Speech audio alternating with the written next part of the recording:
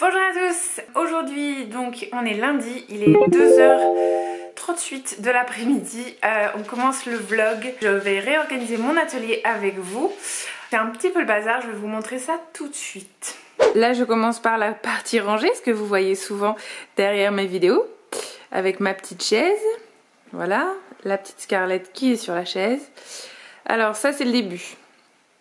Donc là en fait la pile que vous voyez c'est un projet que j'ai en cours.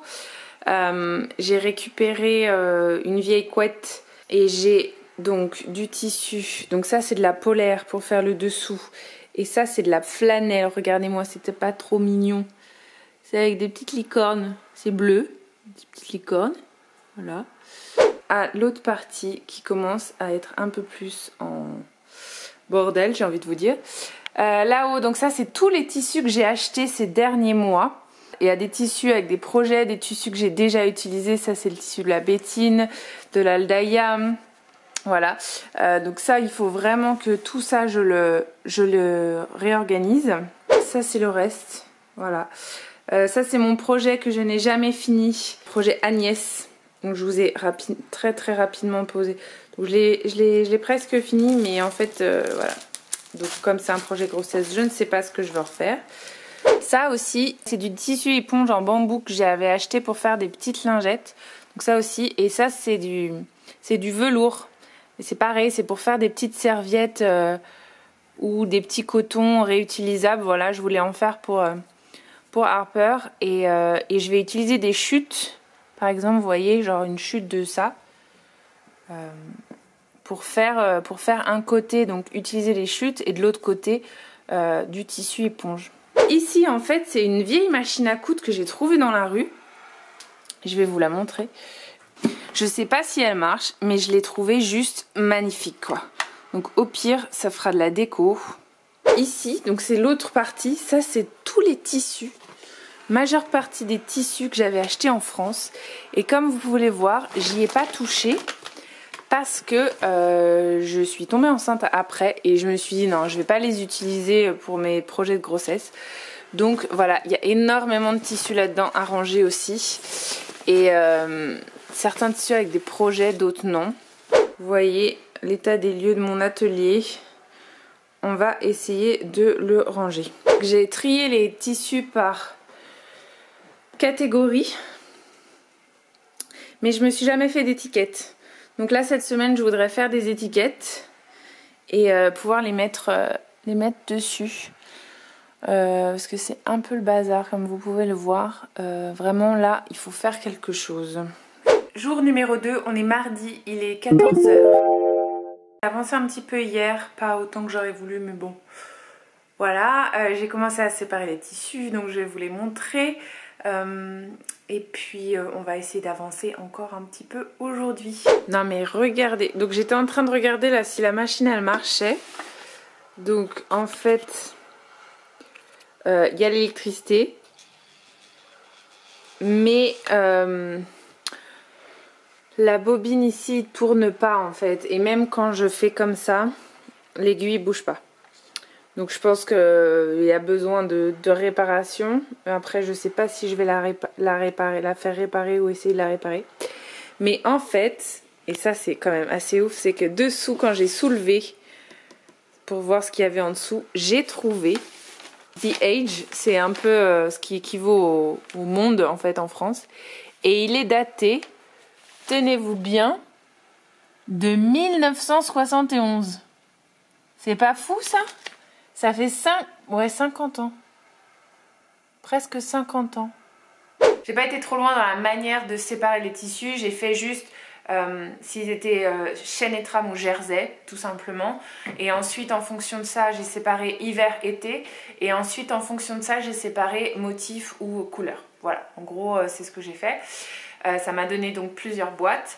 Et c'est une manière, je pense, assez simple en fait de faire la séparation des tissus sans trop se prendre la tête en fait.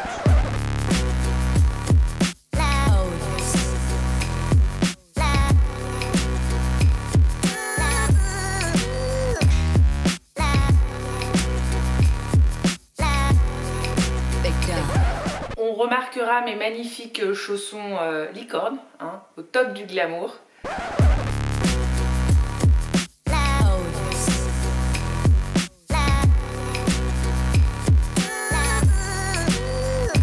C'est là que je me dis j'ai quand même énormément de tissus qui servent à rien malheureusement. Là je sais même pas. Il y a des tissus que j'ai. Il y a des tissus, je vais vous dire, il y a même des tissus que j'ai oubliés. Genre celui-ci, hein, j'ai attendu qu'il soit en solde tellement je l'aimais, je le trouvais magnifique. Je crois que j'ai 2 mètres de tissu de ça et ben, je ne l'ai jamais utilisé. Voilà, c'est un tissu d'hiver en plus qui est magnifique, qui ferait une superbe robe. Et ben voilà. Donc c'est bien aussi de faire le tri un peu dans son atelier comme ça de temps en temps pour se rappeler des choses qu'on a aussi. Ah mais regardez-moi ça. Donc ça c'est du jersey. Donc ça c'est juste du sweat bleu hein, que j'avais acheté pour faire le sweat de mon amoureux qui était avec ceci aussi. Voilà. Donc c'était moitié-moitié ça. Donc c'était beau hein, c'est magnifique. Mes résultats, il me reste tout ça. Bon ça encore ça va, c'est une petite chute. Mais ça, regardez tout ce qui me reste quoi. On pourrait habiller une famille de 5 avec ce truc. Bon du coup j'ai sorti toutes mes boîtes.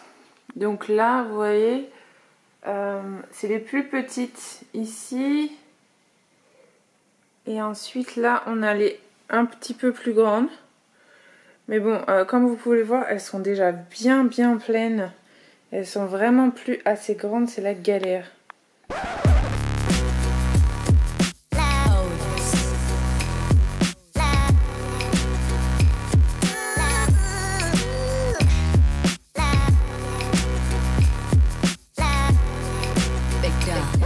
En gros, quand je fais mon tri, en fait, je prends mon tissu, je regarde s'il y a de l'élasticité dedans, s'il n'y a pas d'élasticité, donc c'est les chaînes et trames.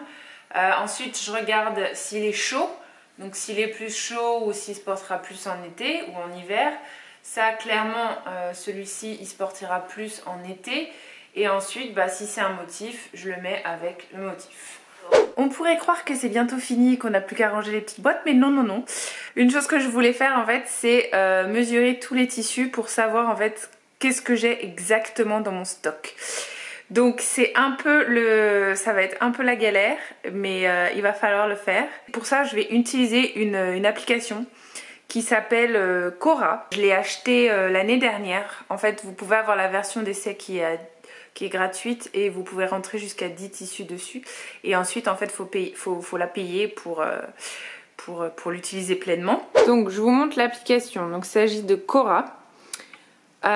Donc là vous voyez c'est des photos dans lesquelles on peut voir les tissus que j'ai fait. Là par exemple j'ai un doublon, il va falloir que je l'enlève. Et en fait le principe c'est assez simple. Donc quand vous l'ouvrez, vous voyez en haut la photo de votre tissu. Ensuite l'allocation, donc moi en fait je remets les mêmes titres que je vais mettre sur mes boîtes.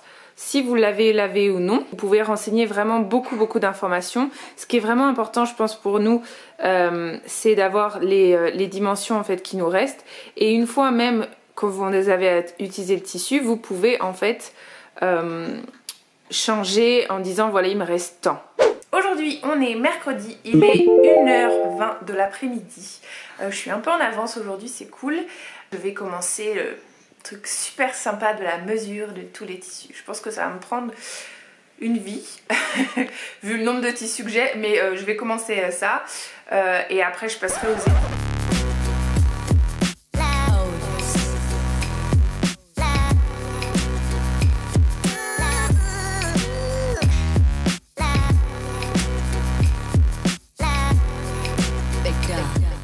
Pour la petite histoire de ce tissu, ce que vous entendez derrière c'est le bruit de la mer. Ça apaise Harper, voilà. Donc du coup, et il s'endort avec ça, donc je le mets. Bref, je sais que je l'avais trouvé dans un magasin type Mondial Tissu, ce genre de choses, l'année dernière. Et je m'étais fait un top avec un top Burda. Et en fait le truc c'est que je m'étais plantée, mais littéralement, vraiment littéralement. Et j'étais dégoûtée parce que ce tissu là, je le trouvais juste magnifique, hyper agréable à porter et tout. Et en fait, cette année, je l'ai retrouvé dans un petit boui-boui de tissu en fait pour juste 2 $ le mètre. Donc autant vous dire que c'est rien, c'est 1,50 € je crois, un truc comme ça. Donc franchement super contente. Donc j'en ai acheté 2 mètres je crois, 2 ou 3 mètres. Et je vais pouvoir me refaire une blouse avec. Et cette fois-ci, comme j'ai un meilleur niveau, ce sera portable. On est vendredi, il est 12h46 de l'après-midi. Hier, donc j'ai avancé un petit peu les boîtes et les mesurements. Niveau progression, regardez ce que ça donne. Donc là, on est pas mal. Vous voyez comme c'est hyper... Tac. Tac. J'ai fait celle-ci aussi. Du coup, il n'y a plus rien dedans parce que j'ai pris les autres tissus. Hop. C'est un côté assez gratifiant en fait de voir ça hyper rangé. Alors, il est 5h45. Nous sommes toujours vendredi. Je suis en train de plier mon dernier tissu. Et je me suis dit... là, c'est Harper qui dort en écharpe. Et je me suis dit en fait que j'allais vous filmer exactement comment je pliais parce que ça m'a pris un petit peu de temps avant de comprendre comment il fallait que je plie exactement pour que ce soit absolument parfait. Première chose, je le plie en 2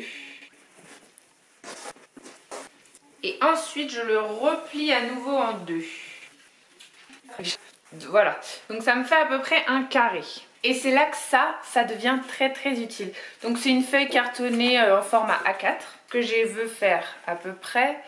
Je vais mettre les côtés en fait qui sont où il y a des doubles épaisseurs à l'intérieur. Donc du coup, je fais ça à peu près. Ce qui fait que ce côté-là, je peux le rabattre comme ceci. Tac. Voilà. Ensuite, là, je rabats encore. Et hop, je rabats une dernière fois. Ce qui fait qu'ici, en fait, mes deux côtés sont des pliures. Donc, il n'y a rien qui dépasse. Et ici, c'est la même chose. Ensuite, je replie une fois. Et là, c'est là où est l'astuce. Là, ça pourrait faire comme ça. Et ben, en fait, ce que je fais, et ça pourrait faire comme ça, et donc se défaire à chaque fois. Donc, ce que je fais, c'est que j'utilise l'épaisseur de tissu qui est ici. Je vais vous montrer. Comme ça. Et en fait, j'utilise comme une enveloppe. Et là, je mets le reste dedans. Et voilà. Ce qui fait que, hop, on est nickel. Et ça se défait pas. Bon, ça reste fragile, mais ça se défait pas. Je vous retrouve, on est mardi, il est 1h32 de l'après-midi. Donc en fait, depuis vendredi, j'ai quand même continué un petit peu à faire des petites boîtes et j'ai fait mes étiquettes. Donc ça y est, c'est enfin terminé. Je vais vous faire un petit tour, un petit room tour, comme on dit dans le métier.